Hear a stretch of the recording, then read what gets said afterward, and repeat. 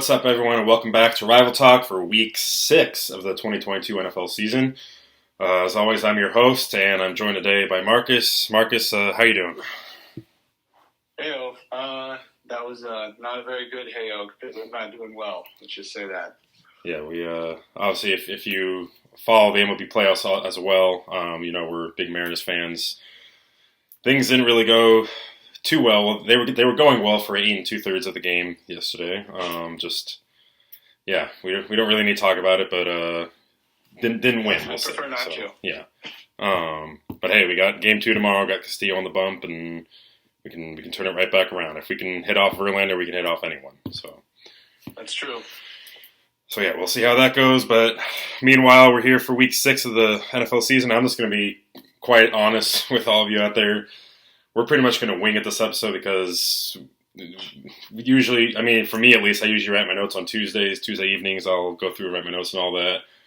After yesterday, I didn't feel like doing anything. I kid you not, when I just laid across my bed and stared at the floor for almost an hour. So, yeah. And luckily for me, I had to take one of my dogs to puppy swimming classes. Otherwise, that actually probably helped out a little bit. Otherwise, I just would have sat and stared at a blank TV for who knows how long. Yeah. We're gonna wing it this episode pretty much. I have like the bare minimum written down. I don't know what news there is right now. Is there anything big that happened over the last couple days? That I can think of. I feel like there is, but I just can't think of it right now. No. I mean, I guess if you want to say Devontae Adams and his misdemeanor assault case, yes, pushing over that guy after the game. I really don't know how to feel about that. I mean, yeah, he shouldn't have done it, but to be actually pressing charges, like... It's the same thing as your old linebacker, Bobby Wagner, he tackled a guy that ran the field, and now the guy's suing him. It's just, these people are just looking for a paycheck. That's literally it. Yeah. But, it is what it is, I guess. Yeah, that's all I remembered. Like you said, though, I haven't really thought about a whole lot since yesterday. So, that's all I got. I'm about to put some, just sad, depressing music behind this whole episode because that's just the whole vibe we're giving off right now. I don't know if Tom is going to like this episode. There we go. Now that's what, almost 2 months straight now he's been mentioned? Might as well get that out of the way now. I mean, no, Tom might appreciate it because, his Braves got upset yesterday, so he might be in a similar boat. Yeah, so. He's going to be right where we are. That's true. All right, fair enough. But unlike Tom, we're not used to this, so. Yeah, that's true. We aren't. All right, well, we'll just jump right into then. Why don't you have whatever you have to talk about your Niners last week? A big win against probably the worst team in the NFL. Got their head coach fired, and what do you got from last week and then heading into this week? It was definitely a good, well-played game by the 49ers. I would say the most well-played that they've had all year. They did lose a couple of guys injury. Lost our starting cornerback, Emmanuel Mosley, who's one of my favorite players. Yeah. We got a guy to replace him. In fact, we have a former All-Pro cornerback to replace him in Jason Verrett. And he started practicing last week play, but he will be starting this week. So luckily we have a guy to plug in there. We will be fine without him, I think. It sucks when one of your favorite players goes down, that's all. And then I guess besides Jimmy Ward, our free safety, who just came back after missing the first 4 weeks, broke his hand on the first play of the game. He's going to get surgery and then wear a glove. He'll be back next week, I believe. Not this week, the week after. What is it with you guys and injuries? I don't know, and it always happens when you play on artificial turf as well, which... I think that's starting to become... I think that is starting to become more of a discussion. I'm so over it. As a multi-billion-dollar industry in the NFL that should care about its players and their safety, I'm pretty over the artificial turf. They need to figure it out. I know that it's not easy to maintain grass in a cold weather climate, but I think they're making enough money to be able to do it, though. So. Yeah, well, the Packers do it. So if the Packers can do it, I think anybody can. So I think I hate the artificial turf. Figure it out because it's getting old. And the third one I can remember is Nick Bosa. He had a tight groin, not a pulled groin, not a strain. They just said tight, and he should play this week. But he left in the second quarter or third quarter and didn't play the rest of the game. But yeah, if you lose him, yeah, I'm pretty sure it's going to be all right. I would almost say sit him this week, but we can't afford to lose any games. So if he's 80%, he'll play, and hopefully he'll be okay. That's all I can say about that. But other than that, Jimmy Garoppolo played well. He was pretty efficient. Jeff Wilson Jr. played excellent. Tevin Coleman came out of nowhere. We just signed him off the scrap heap in midweek. Came out of nowhere and looked pretty dang good. Debo looked good. George Kittle looked good, except for his first fumble. Otherwise, we finally targeted him a few times. Yeah, I don't know. I don't really have much bad to say about the game other than the injuries happening. But we played well across all facets of the game. And then, that's all I got.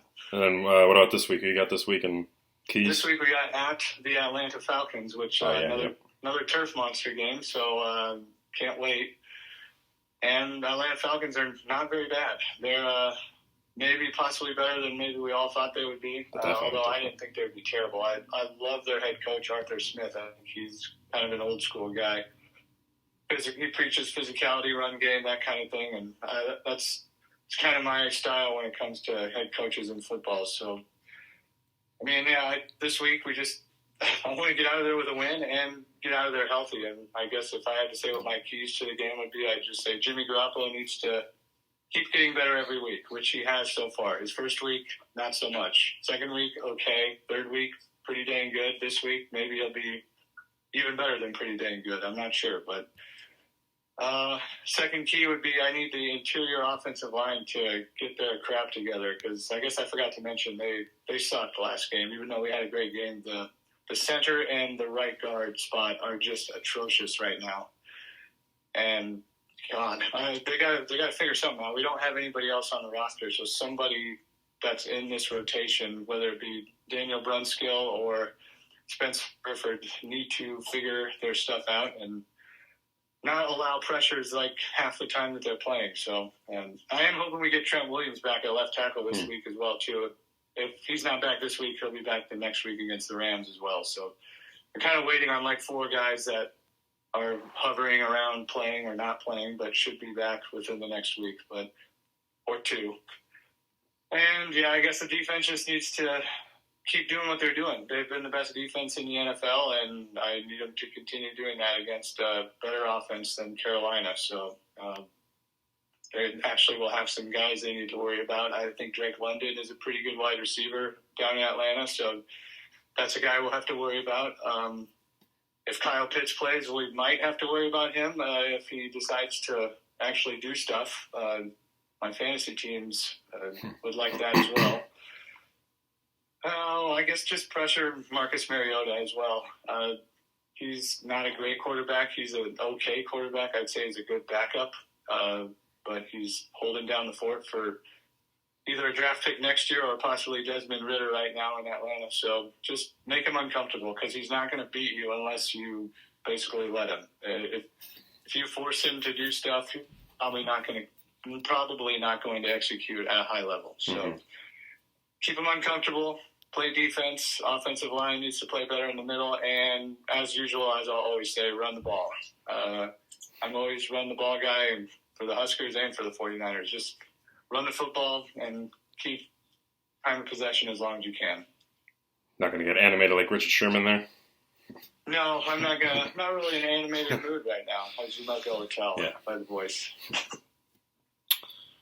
All right. Well, I mean, you were talking about your defense, playing against teams like the Panthers and offense like that. I mean, hey, your defense did already shut down an incredible offense, a few weeks ago, because, hey, the Seahawks offense, I believe right now, as far as, the rankings, they go by yards and all that, I think they're top 8 and then top 5 in points. But then by efficiency, I think it was like per the DVOA ranking or something like that, but the one that ranks efficiency, they're far and away number one in efficiency. Is that like yards per play type thing, and including? I think I'm not entirely sure. I think that's what they look at. Interesting. But that, and then we also lead the league, I think, also by a mile in plays of 20 or more yards and explosive plays. So, Yeah, you literally have only been stopped one game, and maybe if you had a similar game that, you'd probably be number one in all them categories. Yeah, probably. Definitely would be probably number one in terms of yards and points. So, Yep. It's kind of a spectacular. It just continues, and I mean, you can't really use the defense excuse outside like the Niners game now because the Saints have a good defense. Like I know they're a little bit banged up, but they have a good stingy defense. So for Geno and the offense to play the way they did still, I think we're getting to the point now where we have to just stop looking at it saying, oh, we'll look at the teams they played and start just accepting that this offense is one of the top offenses in the league. I accepted that even before the Saints game, and on this corner, at least I did. Yeah, now on the flip side, that offense sure still hasn't shown any of that D in the defense yet. I'll say this, and this is going to go into some of my keys this week.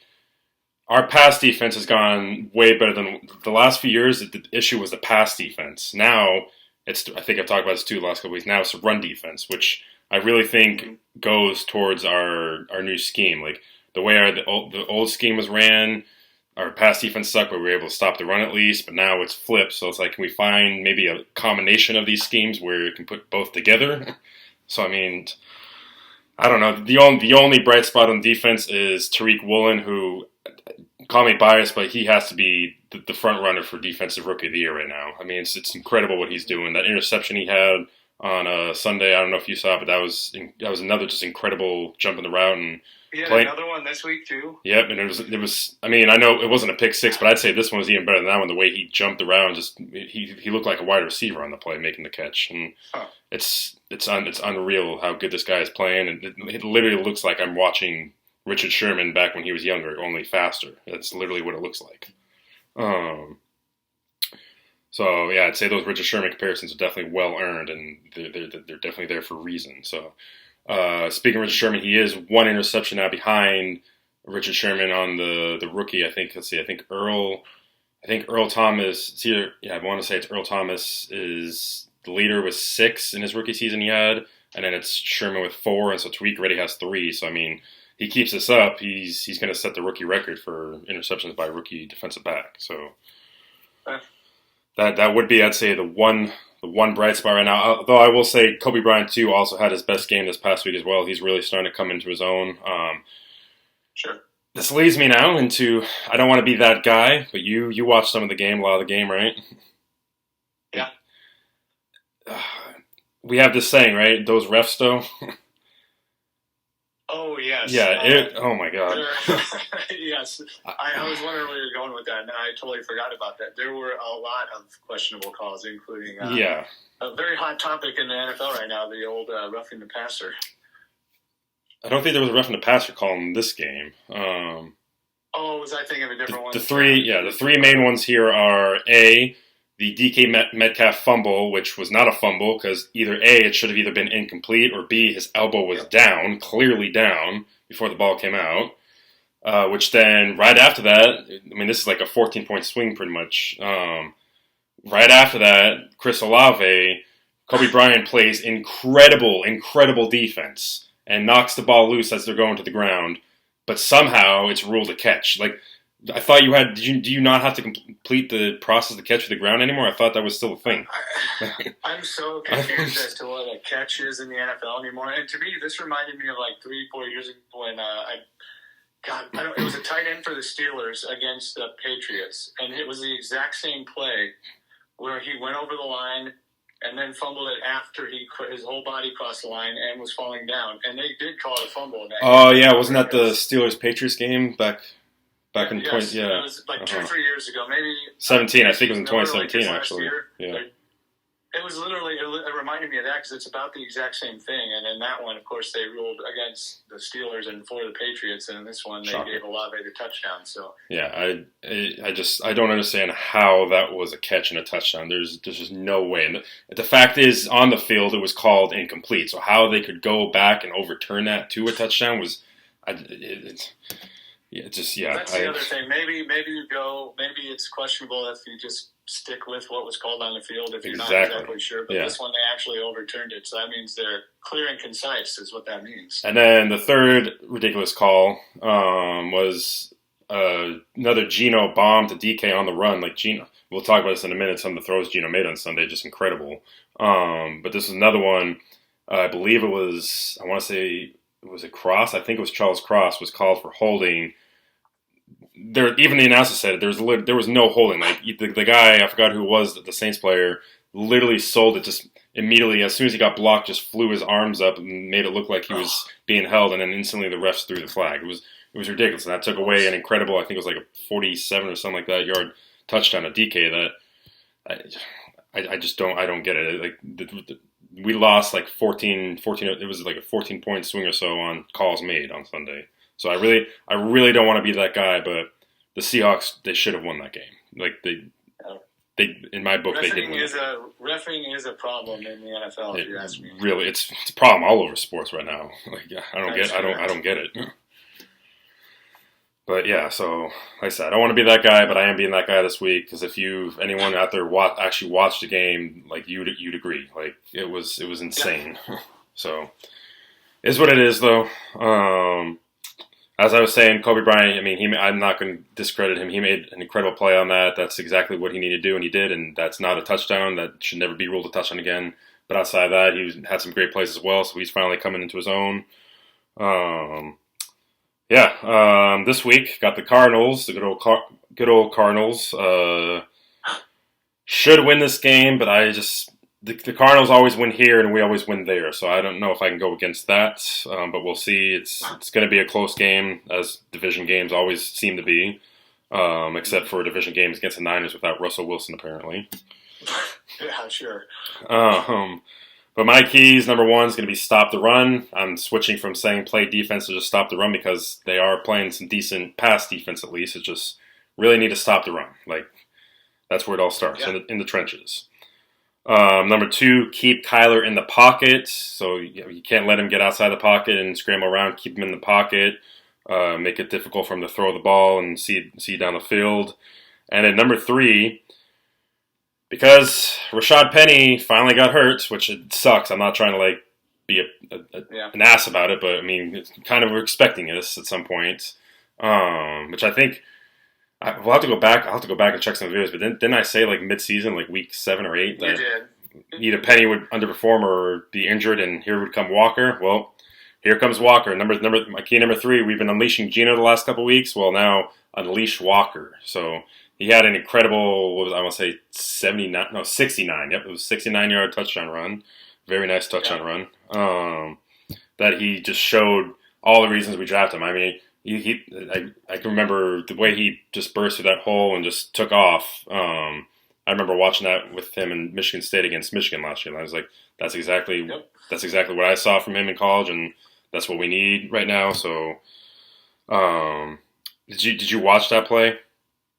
I did, actually. Well, honestly, I saw him go over the goal line, and then I saw the highlight.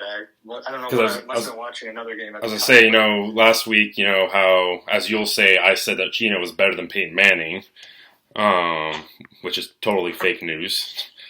I heard it. As I was saying last week about Geno's pre-snaps and all that play, I don't know what the original play was or if that even was the original play, but Geno did something at the line with his pre-snap checks and audibles and getting people lined up in the right spots and protection and all that. Did something before that play, and then that happened where Walker just burst right through, literally untouched through the hole and just took off. So I mean, I'd give Geno credit on that too. Like Penny had mentioned in his interview last week, how he appreciates having a quarterback that sets him up in the best positions to succeed. So. There's got to be something to that, checking into different plays, and I assume that's part of the efficiency as well. Yep, and part of the reason why Geno is legitimately in the MVP conversation right now. So, yep. All right, well, yep, those are my keys, and so before we get to our picks, Pooch picks, so DOG got his right. He was the only one who got it right with Baltimore last week. So he moves to 4-1. He's really come out flying, 4-1. Then you had Drake and Henry who picked Cincinnati, so they lost. Drake goes down to 3-2. Henry goes down to 2-3. So this week, and I don't think it's going to get any better for Henry this week. No, I don't think so. Yeah, because this week Henry and Diogi both picked Kansas City, while Drake picked the Bills. I mean, stranger things have happened, but yeah. Yeah. I would say with the way Kansas City's been playing lately, I'd say the Bills should win this one. All right. So our picks. We'll start off with the lock. What was that? You want to go over what our scores are now? I think, is it 15 to 10 now? That's how unprepared I am. I didn't even do that. Fine. Okay. Let's see. I think you got 1 and I got 4, so don't call it a comeback. Okay. I think. Last week it was 14 to 6. So this week, I have 15 to 10 now, but you need to check my. Okay, so Bills beat Steelers. Yep, so we both got 1. Giants won. I got 2. Seahawks lost. Seahawks lost, so you didn't get the random because you chose the Seahawks. Yes. And then Niners won. So 1, 2, 3. So you got 4 last week plus 4, so that put you at 10. And then Bills, Raiders. The Raiders, they were within. You got, I got 1. For that. Yeah. They were within 1. Yeah. Cincinnati, nope, and then Hawks -1. So I had +1, so that puts it 15 to 10. All right, that's how prepared we were this week, folks. That's how much really care. 3 points in that week, so here we go. This is where I come back. Yeah. Don't call it comeback. So congratulations on your victory. All right, so 15 to 10 is where we stand. So we'll start off with the lock this week. What's your lock? Well, I thought there were probably 2 that maybe look like locks, and I decided to go with. I should go Bucks over Pittsburgh, but I'm going Rams over Carolina by 7. Over Carolina. Figured you'd pick your boy McVay here sooner or later. Oh yeah, every once in a while I gotta throw him a bone. That's what she said. All right, my lock. I'm going with the Bucks. The Bucks over Pittsburgh this week by 10. All right, it's your upset pick. Upset was kind of tough this week, but I think the Jets can keep it close with the Packers, so I'm going Jets over Packers by 1. Yeah, this is spicy. A little bit. The Jets and their 40 points last week got me on a little bit of a jet train right now. Yeah, but going into Lambeau and beating Rodgers, that'd be something. Rodgers and the Packers have not impressed me yet to this year, so this will be the week. I'm sure they win by 20 and I get 0 points, but yeah, Rodgers is probably becoming one with the ocean this week. I hope so. All right, my upset. Sorry about this one, Marcus, but I am taking the Falcons over the Niners in my upset this week. I think that's a prime spot for the Niners to kind of fall to. I guess you'd call it the trap game, but like you said, the Falcons are better than expected, so I think the Falcons could pull it off. So I'm taking the Falcons by 3. They definitely could. There's no doubt. All right, random game. So your random game: Patriots and Browns. Ooh, okay. Girl, that's going to be kind of that's what I had for you too. Oh my God, seriously. Okay. Because I wanted to do the Bills Chiefs. Yeah, so did I. I don't know. How about this? I propose an idea. We both pick both games. Oh, so we want to add in an extra game this week? Yeah, let's just do that. Since we both had the same ideas for games in mind, let's both pick both of these games. All right. Let's spice it up a little extra then this week. Okay. The random this week, then, if you get it wrong, you lose a point. Both of them? Just the random one, not the extra, not the Bills Chiefs. So the Patriots Browns. Okay. Ooh. Yeah, sure. Why not? All right. So I'll make my a random note of that. This is +1 or -1. Mm-hmm. So I think that's gonna be interesting if we pick the same teams here because I already know who I'm gonna pick. So Bailey Zapp is scheduled to start, but what's his name? Mac Jones is at least trying to come back. Patriots looked pretty dang good last week on defense, especially, and the Browns' running game was just completely gashed. by, I don't remember even who they played, but I know that their run defense was gashed. Oh, God. I'm going to go. I can't do it. I'm going Browns still. I think they'll somehow find a way to win by a very close margin. So Browns by 1. Well, this doesn't really mean anything because I'm going Browns as well. So Browns. Oh my God. So okay, well, whatever. Brown. Yeah. So either we both lose a point or we both gain a point. So. Okay. All right. Yeah. Browns by 2. So I mean, it could go either way. So I mean, I don't know. For drama purposes, should I just switch the Patriots because it could go either way? Or how about this? We're picking. Let's say we can go away with the -1 or whatever if you want, but we can say whoever.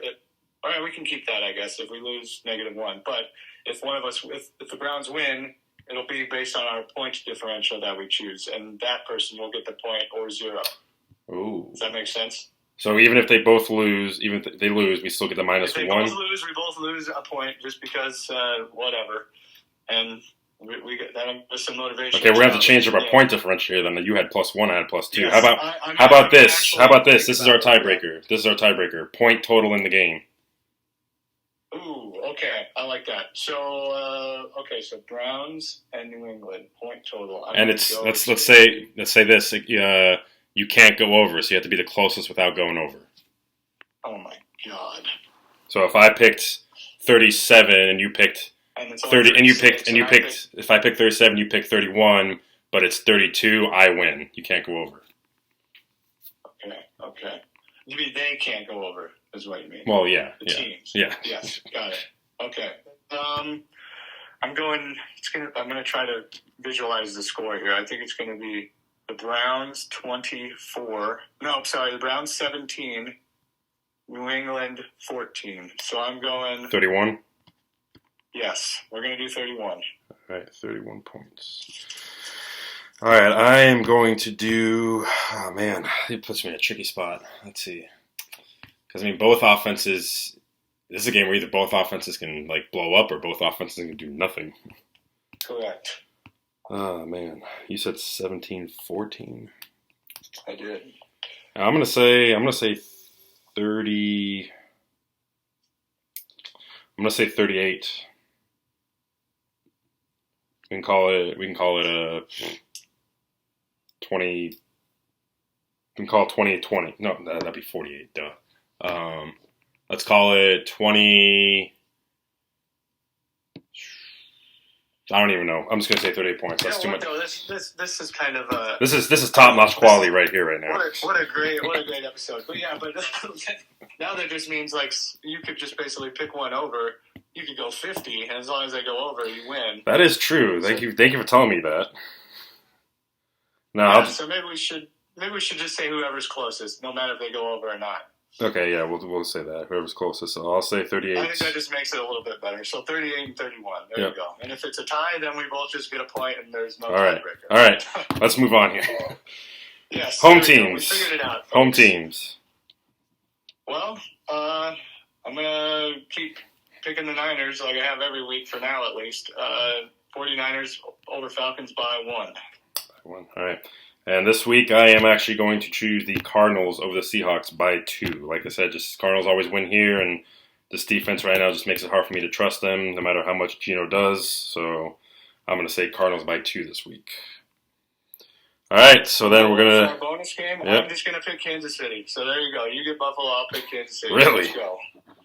Yep. All right. So I'm just going to do it, and that's 1 or 0. So I'm just going to do it and see what happens. All right. Yep. I was going to pick Buffalo anyways, of course. So yep. Yeah, I know. All right. I'll spice it up a little bit. All right. Ooh, that's pretty dangerous. It is dangerous. Speaking of dangerous, before we get out of here and end this, incredible episode that we were totally well prepared for. This is like a preseason episode when I used to screw up all the time. Yeah, it really is. The good old days. Speaking of Russ, I'm not going to make every episode just bagging on the guy, but this is a bit of news. The Richard Sherman podcast today, Marshawn Lynch was on it, and they were just talking about things, and Russ obviously came up, and it sounds like Lynch does like Russ. Like, it's not like the others where he doesn't not like him. because he does actually like care about how he's doing right now. Because he was talking to Sherman, talking about how he's really concerned right now for like how Russell's like kind of mentally doing in like his headspace. Because Marshawn was saying that he knows that Russ is a guy who's usually like all up in his head and like really. I mean, we knew this because he's all about his image and really like cares about what's said about him and all that. Which I mean isn't hard to pick up since he cares so much about his image. But Sherman mentioned something about like reaching out to him on like Lynch was saying that like yeah he would reach out to him, but he only reaches out to people that he can directly connect with. In which like Sherman kind of just came in and said, well, he can talk to his agent, talk to his manager, and yeah, Lynch then came in and said that you know the only way you can contact Russell is through his manager or agent. So. His people. You can't talk to Russell. You got to talk to his. Which people. is kind of shocking considering that him and Lynch apparently, because as Lynch said it, like he still considered themselves to be like close friends because you know they went to war together and all that, won a Super Bowl together and all that. Which yeah makes sense. So I guess my question of this would be: does Russell not have a personal cell phone that people know the number to, or what? Doesn't sound like it. I mean, I really don't know, but that is just it's kind of odd, I guess, that someone who would possibly be a decent friend to him wouldn't be able to just text him and say, hey, how's it going? He has to actually text an agent or a manager first. Yeah, so. Weird guy. Yeah, he's something, all right. And I guess he's going to keep playing through this torn lat he has, if that's the excuse. But yeah, we'll see about that. All I know is right now the Seahawks currently hold the 10th and 11th picks in the draft next year. So. Oh, awesome. It is awesome, yep. All right, well, we will let people get out of this misery of this episode. Real quick, I do want to say, heads up for next week. Next week will be a combined episode of weeks 7 and 8 because the following week, after next week, I will be out of town in Arizona playing baseball, so I won't have time to do one that following week. So we're going to be, we did this last year, so we're going to do it again, combining the 2 weeks into one next week. So, yep. Wow, what an extravaganza. Yep, quite the extravaganza. We won't have that whole me going on the Hollywood extravaganza this year, but yeah. Oh, that's too bad. Yeah. Yep. All right, well, got anything else you want to throw in? Nope, I'm going to feed the dog, get some food, and then I'm getting to bed early because I'm going into work at 5:30 a.m. so I can leave early to come home to watch the Mariners. Right, because you are quite the negotiator, it sounds like, out there. I am. I brokered a deal with the bosses earlier this week, and game 1 was going just fine until it wasn't, and now hopefully game 2 will go just fine the entire time. I wonder what your next performance review is going to be like. Your time off for Seattle and brokering a deal. Honestly, I can get so much work done in that 3 hours when nobody's in the office and I'm not getting phone calls. So honestly, if they're going just by work done, it's probably going to be even better. Yeah, that's true. Yep. Yep. All right. Well, we'll officially get out of everyone's hair now with this awful episode this week. We will put this behind us. We will rebuild, and hopefully the Mariners do good things and have us in a better mood next week and are still playing next week. So. Yep. Let's go. Yep. All right. Well, thank you for watching. Thank you for surviving this episode. Be sure to like and subscribe. Follow me on Twitter and Warriors Den. Let's ride and go Mariners.